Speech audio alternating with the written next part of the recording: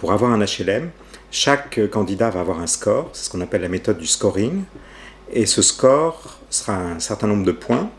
Alors les points tiendront compte de la composition de la famille, du temps d'attente sur les listes d'attente, des préférences aussi géographiques que peuvent avoir les candidats. Et donc chaque candidat va avoir un certain nombre de points et les HLM seront attribués d'abord aux candidats qui ont le plus grand nombre de points, puis aux candidats suivants, etc. etc. Donc c'est un grand changement de méthode parce que jusqu'à présent, les méthodes d'attribution des HLM n'étaient pas fondées sur des critères aussi simples ou aussi clairs. Ça se passait pendant des commissions d'attribution qui ont lieu tous les mois. Et dans ces commissions d'attribution où sont représentés tous les bailleurs sociaux, chaque bailleur social arrivait avec une pile de dossiers. Et ces dossiers, en fait, ensuite étaient interclassés, mais sans tenir compte d'un calcul de points aussi clair.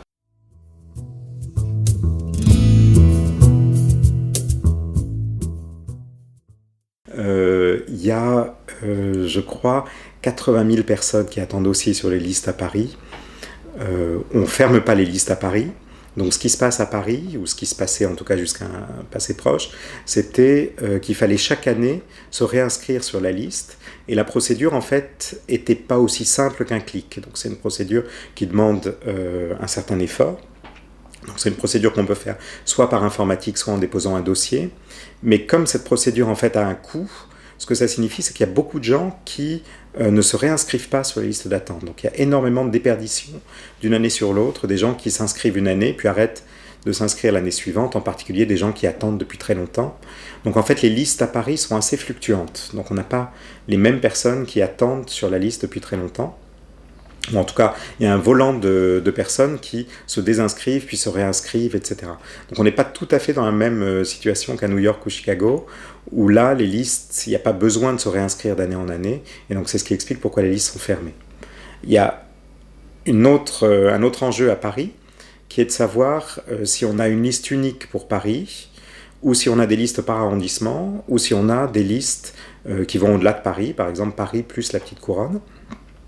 Et actuellement, la réflexion est plutôt pour avoir une liste unique, plus large, qui concerne à la fois Paris et la petite couronne. Et là, il y a des arguments pour et contre, en fait, avoir une liste unique. L'argument pour, c'est qu'en fait, si on a une liste unique, le pool de candidats potentiels est plus grand. Donc ça permet de mieux attribuer, de mieux apparier les appartements aux candidats.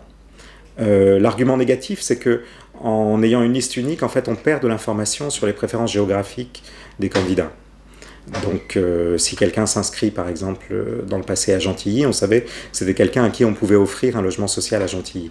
Si aujourd'hui on a quelqu'un qui s'inscrit sur une liste unique pour Paris et la Petite Couronne, on pourra être amené à lui proposer des appartements qui sont tellement éloignés de son lieu idéal qu'en fait il les refusera. Donc il y a ces deux arguments pour et contre, et actuellement c'est plutôt l'argument en faveur d'une liste unique qui a l'air d'être prédominant.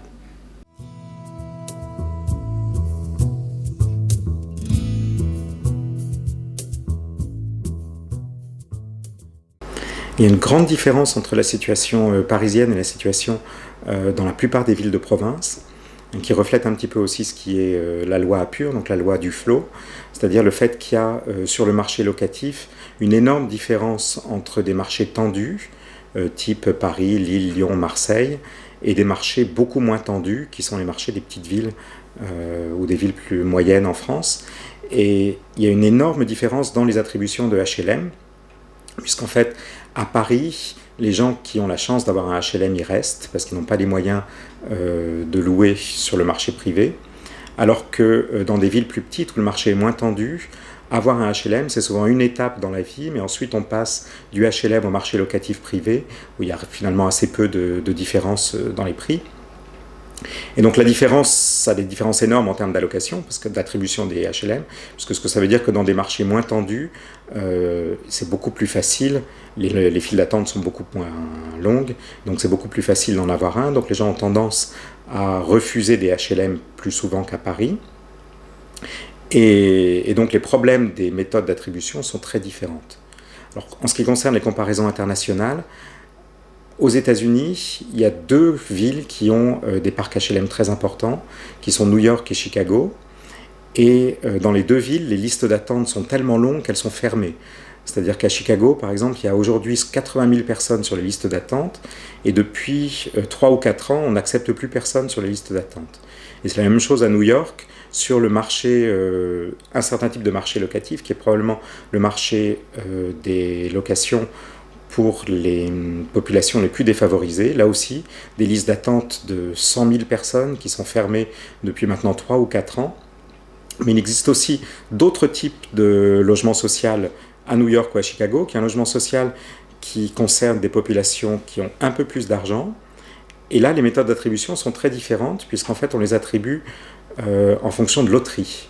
Donc ce qui se passe, c'est que si vous êtes candidat à un logement social, dans cette catégorie de revenus qui est un peu intermédiaire, il faut que vous fassiez acte de candidature, et au jour J, on tire une loterie pour savoir lequel des candidats obtiendra le logement social.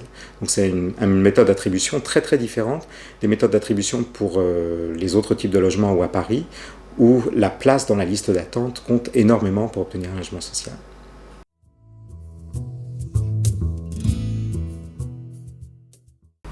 C'est probablement difficile de codifier ou d'avoir une loi unique qui décide de toutes les conditions d'attribution de logement social en France, ne serait-ce que parce que les conditions sur le marché locatif sont très très différentes. Donc il faut probablement s'adapter aux situations locales, et donc je ne pense pas qu'une loi soit la bonne solution. En revanche, probablement développer des bonnes pratiques et surtout garantir que les pratiques transparentes sont bien les pratiques qui sont utilisées.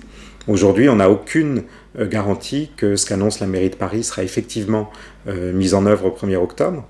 Ce que je veux dire par là, c'est qu'il n'y a pas d'observateurs dans les commissions d'attribution. Donc les commissions d'attribution font ce qu'elles veulent, et tout ce qu'on sait pour le moment, c'est que les conditions d'attribution vont changer.